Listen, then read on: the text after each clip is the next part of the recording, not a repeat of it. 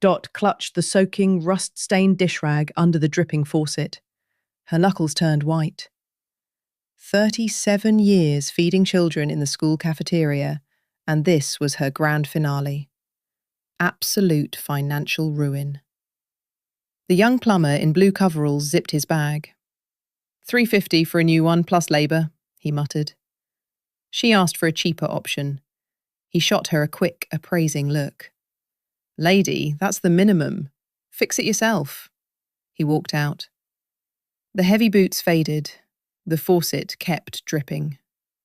Fix it yourself, echoed through the tiny kitchen.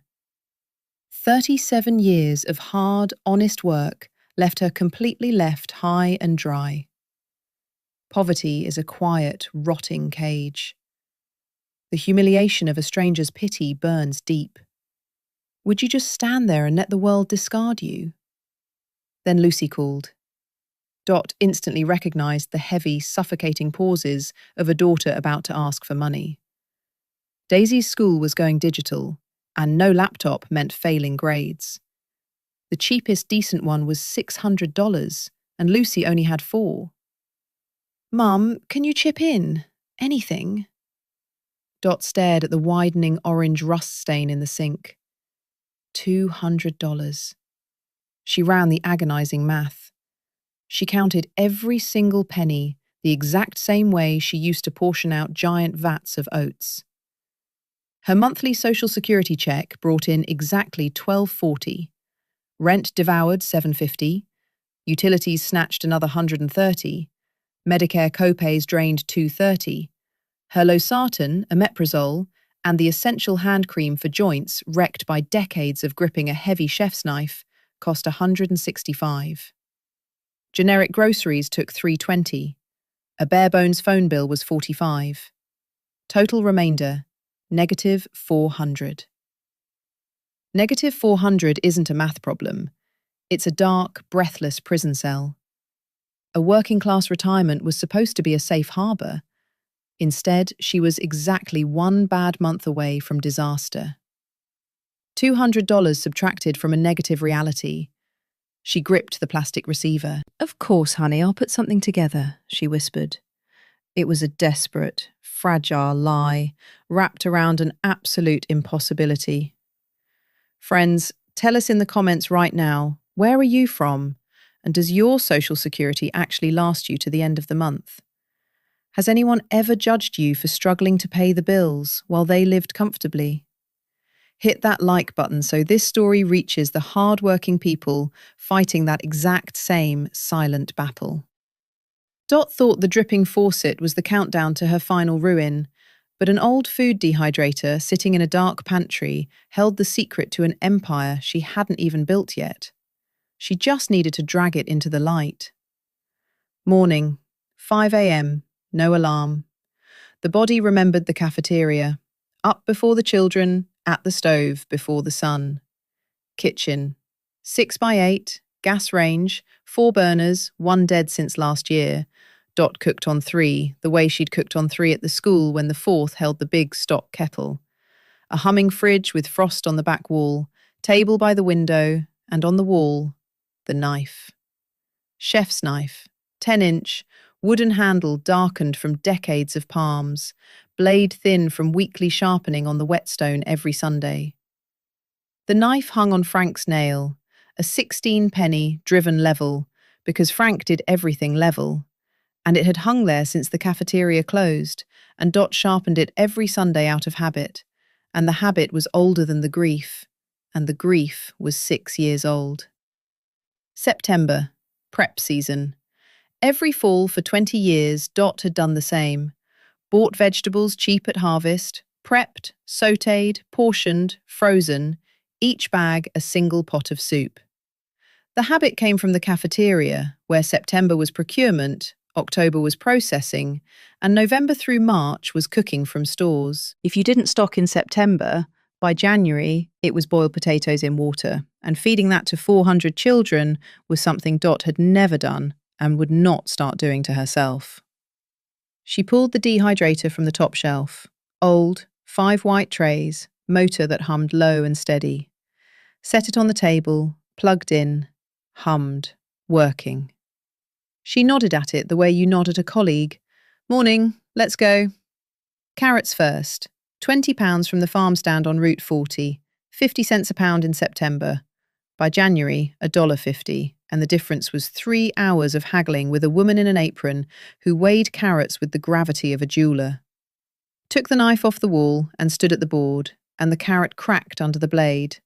Orange, wet, smelling of earth, the full smell that comes only from root vegetables pulled from the ground within a week. Julienne, thin, even, 2 millimeters.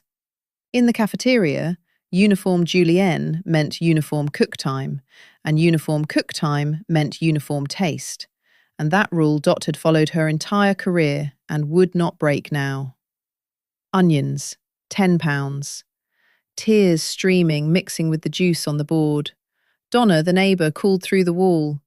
Dot, you cutting onions or crying? Onions, Donna, 20 of them. 20? You feeding the army? Feeding winter. Celery, stalks green, fibrous, with a bitter herb smell that separates soup from flavoured water. Parsley, bunches from the market, dried on the dehydrator trays, crumbled into a jar that, opened in February, smelled of July. The sauté was the core. Carrots in the skillet, vegetable oil, medium heat, wooden spatula, 7 minutes to softness. The moment orange turns gold and the smell shifts from raw earth to warm caramel. In the cafeteria, the skillet was the size of a ship's wheel. Here, 12 inches, Lodge cast iron, francs. £1 per batch. More and the pan won't heat evenly. Centre raw, edges burnt. A law. Dot obeyed it the way she obeyed the Borscht Constitution. Amendments not accepted. Portioning. Packed into quart freezer bags by recipe from the composition book. Minestrone base. Carrot sautéed 80 grams, onion 50 grams, celery 30 grams, garlic 5 grams, tomato paste 20 grams, Italian herbs 3 grams, salt 5 grams. Add to 3 quarts boiling water, plus potato cubed, plus pasta. 20 minutes. And chicken vegetable base. Carrot 60 grams, onion 40 grams, celery 30 grams, parsley 5 grams, salt 5 grams. Add water plus potato plus shredded chicken. 15 minutes. And beef stew base. Carrot 80 grams, onion 50 grams, tomato paste 30 grams, garlic 5 grams, paprika 3 grams. Add water plus potato plus beef cubed. 25 minutes. And one that wasn't American but was hers. Borscht base. Beet 100 grams, carrot 80 grams, onion 50 grams, garlic 5 grams, tomato paste 20 grams. Add water plus potato plus cabbage. 20 minutes. Each bag labelled name, weight, date. Each 1 pot, 1 family, 1 meal. 20 for herself, 20 for Lucy's family, 10 spare. When you open a bag in January, cold, dark, tired, and add water and potatoes, 20 minutes later the kitchen smells of home. And home is the reason you prep in September. Saturday, she brought Lucy 20 bags. Lucy stacked them in the freezer with the attention of an archivist.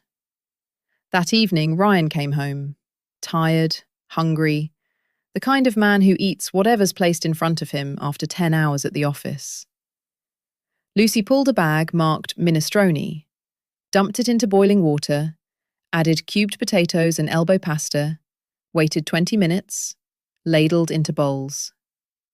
Ryan tasted, 1 spoonful, second, and looked up with the face of someone who's found something unexpected. Wait, this is from the bag? From what Dot made?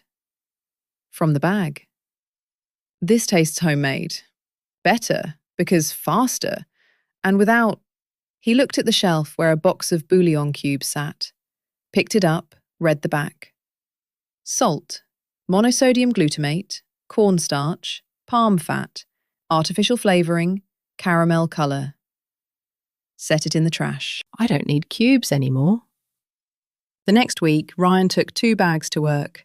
His office on Maple Street, engineering firm, 12 people, lunch hour where everyone solved food differently, delivery apps, vending machines, cup noodles, sad desk sandwiches. Ryan microwaved his soup, made that morning from the minestrone kit, and sat down. In 3 minutes, his co-worker Andy was at the desk. "Ryan, what is that smell? Is that soup? Homemade?" Ryan explained the way engineers explain. "Mother-in-law makes it. Frozen vegetable base, in a bag, dump in water with potatoes, 20 minutes, soup. No chemicals, no cubes, just vegetables." Andy: "Where do I buy that?" Ryan: "Nowhere. She makes it for family." Andy: "Can I be family?" By the end of lunch, 4 people around Ryan's desk. Andy, Lena, accountant, 28, reads every label. Steve, department head, 50, ulcer, doctor, banned processed food. And Kayla, admin, 25, new mother, eats whatever's fastest. All 4, one question. "Can we order?" Ryan called that evening. "Dot, 4 people at work want your kits. 8 to 12 bags a week. Every week." Dot stood in the kitchen, next to the dripping faucet, next to the knife on the wall, next to the dehydrator, and thought, 12 bags a week. Cost about $2.50 each. And the price? What does a 20-minute soup cost? No preservatives, carrots cut to 2 millimeters by a woman who fed 400 children and never got a complaint. "Ryan, how much should I charge?" $8, Ryan said without pause. "Handmade, no chemicals, homemade quality. Cheaper and it's insulting. More and they won't bite. 8 is fair." $8. Cost $2.50. Net $5.50 per kit. 10 kits a week, $55. A month, $220. Not enough for the faucet, but 2 months, $440. Plus what she had. Possible. First batch, Monday, up at 4 a.m. 10 kits meant 8 pounds of raw vegetables. Wash, peel, cut, sauté, cool, bag, label. Every step had its time, and a cook's time is different. A cook doesn't rush. A cook follows sequence, because sequence is flavour. Break the sequence, break the taste. Ryan picked up Tuesday morning, drove by on the way to work. Dot brought the bag to the stoop, 10 kits in a grocery sack. The sack looked ordinary, and nobody passing would guess it held 10 meals, 40 servings, every gram measured by hands that could feed a small town. Wednesday. Ryan texted. "All gone in one day. Andy took 3. Wife hasn't ordered delivery in a week. Lena says the chicken vegetable is ideal for her diet. Steve, his stomach doesn't hurt after the minestrone. First time in a year.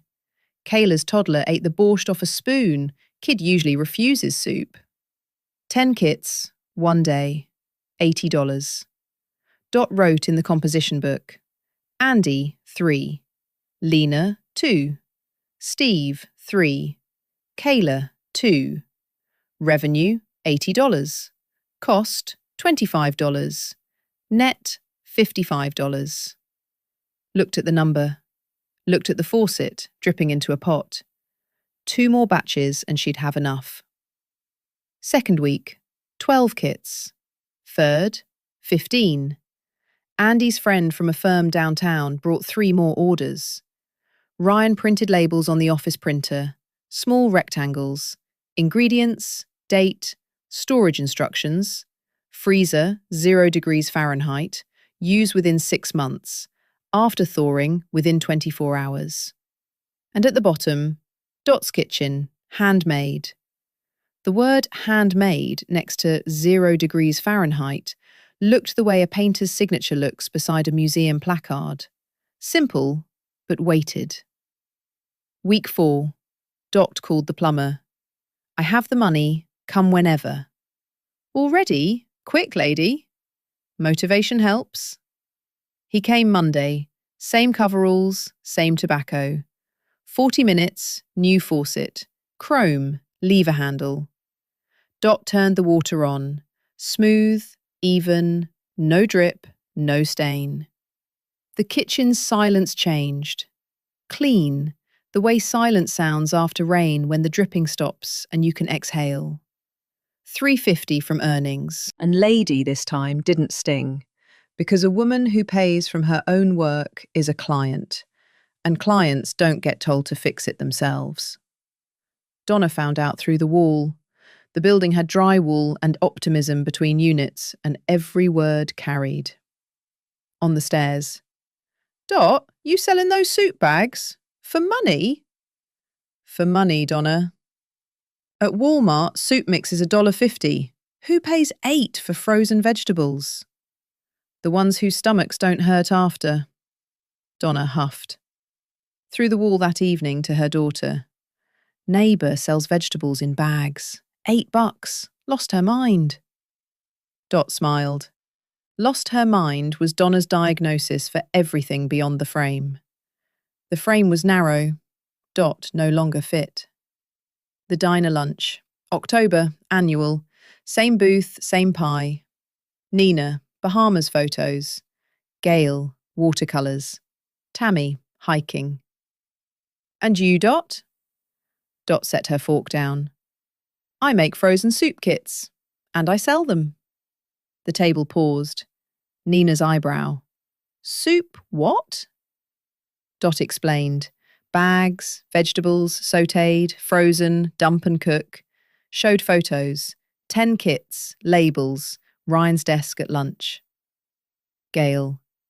Dot, that's beautiful. In a kitchen kind of way. Tammy leaned in. $8? Cost $2.50? Dot, that's a 69% margin. Nina was quiet. Then, without the tan or the pity, Dot, you're not stale. You're working. And working weighed more than last year's stale, because one was a verdict and the other was a fact. By November, 18 orders a week. Ryan's office, 6 regulars, the downtown firm, 4 via Andy's friend, and new. Lucy's co-worker tried one, told her book club, and 8 women signed up.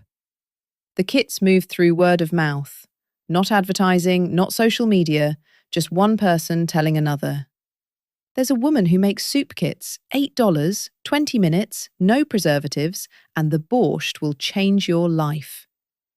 Ryan made proper labels, colour printer, logo Daisy drew, a pot with steam and a spoon.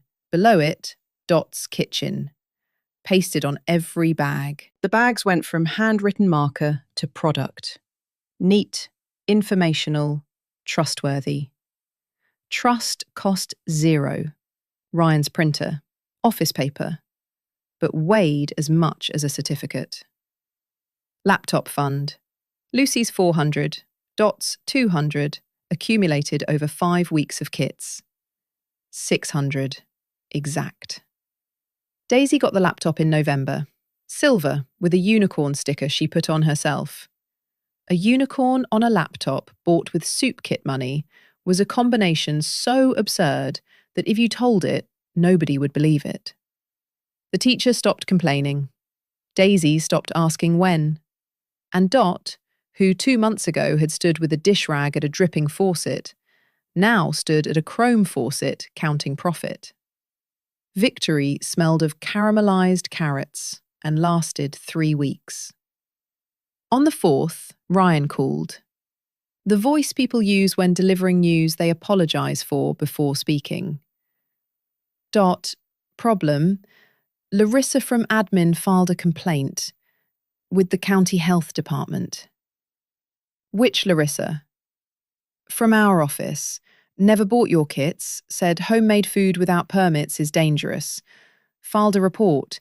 Unsanctioned sale of food products without permit, without labelling compliance, on office premises.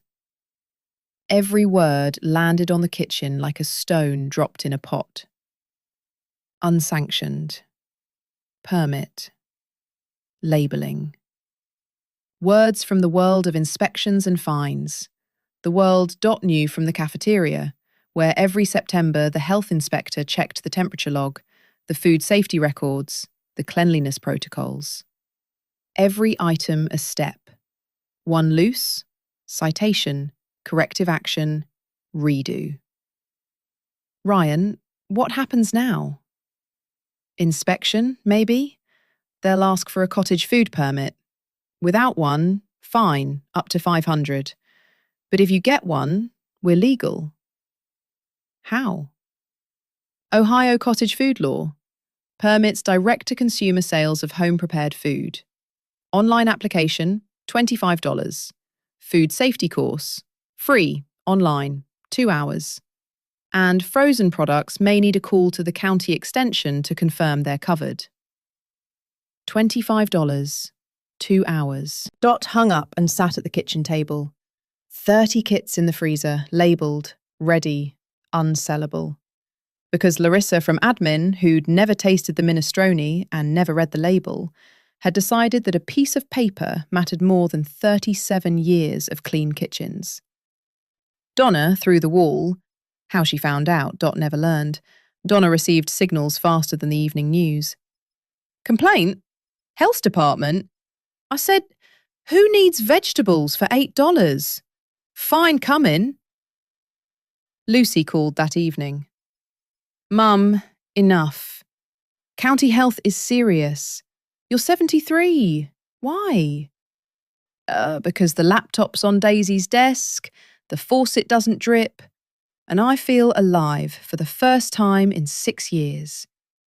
You want me to quit because Larissa, who never tasted my soup, wrote a letter? No. Paper against paper. I'll get the permit. Ryan in the background. Lucy, let her. Cottage food permit, $25 and a weekend. Solvable. Lucy, quiet. Mum, fine. Be careful. Be careful, the word daughters use when they can't forbid. Dot accepted it the way she accepted a thermometer. Took the reading, noted, moved on. Monday morning. Dot opened the county extension website on Daisy's laptop. The laptop bought with soup money, now saving the soup business, and the circle closing made her smile. Ohio cottage food law. Home-produced food sold directly to consumers. Covered, baked goods, jams, acidified foods, dried goods, and, she read twice, frozen vegetable products without meat when sold direct. Covered. Her kits qualified. Food safety course, online, 2 hours. Storage temps, cross-contamination, labelling requirements. Materials she drilled every year for 37 years of health inspections. Finished in 40 minutes. Certificate printed. Cottage food permit. Online application, $25. Dorothy Kurtz. Products. Frozen soup starter kits, vegetable. Home kitchen, Zanesville, Ohio. Submitted Monday afternoon. Approved Wednesday. PDF, printed at the library for 20 cents. State of Ohio, cottage food production operation. She taped the permit to the fridge, next to Frank's photo and Daisy's old crayon drawing. A house, a sun, a tree, done in thick crayons when she was 5. The permit among family relics looked unexpected, the way a unicorn sticker looks on a laptop, from another world, but in place. Called Ryan. Permit's done. We're legal. Tomorrow I bring the kits back to the office, open, with the permit on the table. Let Larissa check. Ryan set 20 kits on the break room table Monday morning, propped the laminated permit against the water cooler, and wrote on a sheet of paper in large engineer's print. Dot's kitchen soup kits. Ingredients on label. Cottage food permit on table. Questions? Ask me. walked back to his desk. By lunch, the stack was gone. Andy took 4. Wife said if I come home without minestrone, she's filing for divorce, and I'm 70% sure she's joking. Lena, 3, added the borscht. The beet base is a separate experience. I don't have words. Steve, 4 with backstock. The ulcer doesn't negotiate, and neither do I. Kayla, 2, 1 for herself, 1 for her mother, who'd tasted the toddler's portion and called Ryan directly. Young man, give me that woman's number. I need 10 for Christmas. And 7 new people, the ones who'd hesitated, but saw the permit and decided. A document does a strange thing. People trust what they trusted without it, but now they can explain to themselves why. Larissa from admin walked past the table, saw the permit, stopped. Read it, slowly, the way accountants read documents, top to bottom, checking the number and the date. Said nothing. Took 1 kit, chicken vegetable, put it in her bag, left. Ryan told Dot that evening, and Dot allowed herself a smile. The kit Larissa bought cost $8, but weighed more. It weighed a quiet, broth-scented victory without fanfare. By December, 3 offices. Ryan's, 6 regulars plus 7 new. The downtown firm. Andy's friend now brought 10 orders weekly. And new. Lucy's co-worker at the insurance company brought a kit to the holiday potluck in a bowl, and 8 of 20 staff became weekly customers. People who'd been ordering sushi delivery for $12 and ramen from a cup for $2 suddenly discovered an $8 kit, cooked in 20 minutes without a single preservative, tasted better, cost less, and didn't make their stomachs hurt. Faces changed the way Ryan's had that first evening. The spoonful, the pause, this is from a bag? 40 kits a week. Dot sat with the composition book and tallied, the habit of a cook who reconciles every evening. Portions made, portions sold, ingredients remaining. 40 at 8, $3.20 a week. Monthly, $12.80. Minus vegetables, bought from the farm stand, bulk, Monday mornings. The farmer, a man in a cap and a canvas jacket, already knew her. Dot, your carrots, sweet ones, soup grade, take 'em. Oil, bags, labels, gas for the stove, about 300. Net, roughly 980 a month.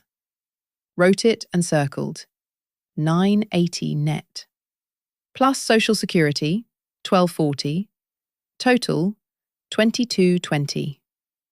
3 months ago, 1240, a dripping faucet, and fix it yourself. The composition book had numbers in it she hadn't seen since the cafeteria salary, which the school district considered sufficient and Dot considered an insult. The dehydrator couldn't keep up. 5 trays, 1 pound of dried vegetables per cycle, 8 hours. At 40 kits, it ran every day, motor wheezing. She bought a second one. 8-tray, digital timer, $65 from earnings. Set it beside the old one, and the two hummed together on different notes. The old one low, the new one higher. A 2-voice drone that filled the kitchen the way an orchestra pit fills before the show. Tuning. Waiting. Beginning. Donna, through the wall, had gone quiet. Not from approval. From numbers. The composition book lay open once when Donna came for salt, and Donna saw what she saw. One evening, a knock. Dot, can I try one? The cabbage one. Minestrone, Donna, and yes, free. Neighbour discount. Donna left with a kit, and through the wall that night, no lost her mind, just the sound of boiling water and a smell that pushed through the drywall, because Dot's minestrone pushes through any wall. Drywall, brick, and the kind people build between themselves when they don't believe that a bag for $8 can produce something real. Lucy came in December, unannounced, with apple pie, cinnamon sugar crust, the smell that turns a kitchen into a family. walked in, stopped in the doorway. On the table, 2 dehydrators, rows of kits. On the wall, the knife. On the fridge, the permit, Frank's photo, Daisy's crayon son. On the stove, 3 pots, sautéed carrots, beet, barley for a new recipe. The smell, layered, dense. The caramel of the sauté, the sweet earth of beet, the bitter green of celery. And something you can't name but can feel. Work that matters. Mum, this is a kitchen workshop. Just a kitchen, Lucy. Working one. Mum, remember when I said enough? I remember. I was wrong. Wrong from Lucy, who made errors in her accounts once a decade and admitted them even less, was worth more than the permit, the laptop, and the faucet. A daughter who says, I was wrong, is a daughter who's seen her mother freshly. And from that, Dot felt what she hadn't felt in 6 years. Needed. Not as a grandmother who babysits, not as a mother who's asked for money. As a person who does a thing, and the thing works. Daisy arrived with the silver laptop. Unicorn sticker, serious face. Grandma, I made you a page. Online. Look. On the screen, photos of kits, close-up, bright. The minestrone recipe. Soup in 20 minutes, no chemicals, no cubes, just vegetables and a grandmother's hands. Name. Dot's Kitchen, Zanesville. Handmade. 14 followers, all from Lucy's circle. 14 was a start. Dot looked at the screen and at Daisy. 14 years old, braid, the earnest face of a small marketing director, and thought that Dot's Kitchen on the internet was as strange as the permit on the fridge. From another world. But it worked. Grandma, people will message orders. I'll answer, you cook. Deal? Deal, Daisy. You're front of house, I'm the kitchen. Same as the cafeteria. Daisy laughed. Lucy laughed. Ryan, pretending to read, laughed too. Dot laughed last, because laughter in a kitchen with 2 dehydrators and a permit on the fridge is a different density of laughter. Working laughter. And it settles on the walls like something you can't see but feel. Life. Returned. Morning. Kitchen. January. Ohio winter grey outside the window. Bare trees. Dirty snow on the church parking lot. Dot took the knife off the wall. The same one. Chef's. Wooden handle, dark and smooth. Blade thin from 40 years of Sunday sharpening. Laid a carrot on the board. Winter carrot, from the farm stand's cold storage. Not as bright as September's, but firm, with the earth smell she'd know from 1,000 cents. Set the blade. Drew it through. Even. 2 millimeters. Julienne after Julienne. On the table, the dehydrators hummed. In the freezer, 40 kits, labelled, permitted. In the composition book, orders for the week. On the fridge, the permit between Frank and Daisy's crayon son. The faucet, chrome, silent, paid for. Every task closed, every kit labelled, every carrot cut by the knife that knew more recipes than any cookbook. The carrot cracked under the blade. Onions waited on the table. Celery smelled of bitter herbs and green. And the kitchen, 6 by 8, 2 dehydrators, 3 pots, 1 knife, worked. To wrap up this story, let's look at what Dot did to reach her goals and cover her needs. What did Dot do? She was 73, her social security didn't cover a plumber, and her granddaughter needed a laptop she couldn't afford. Within 3 months, she was earning almost $1,000 a month. From frozen soup kits she'd been making for her family for 20 years, free, out of habit. 3 lessons. First, she didn't invent anything. Dot had been making soup kits for 2 decades, for family, for free. The only thing that changed was that Ryan tried one, brought it to work, and a co-worker said, "Can I buy this?" Sometimes between "I make it for us" and "I sell it to them" stands one person who says the words you didn't know you needed to hear. Second, the family became the team. Ryan carried kits and priced them. Daisy built the online page. Lucy's co-worker spread the word. Dot cooked. Each person did what they did best. If someone near you understands phones, labels, or offices better than you, accept the help. That's not weakness, that's a team. Third, when someone files a complaint, file back. With a permit. Larissa's letter could have ended everything. $25 and a weekend produced a cottage food permit that turned homemade kits into legal product.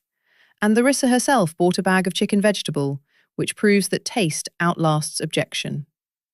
Every one of you makes something people praise at the table. Jam, pickles, soup, dumplings, pie.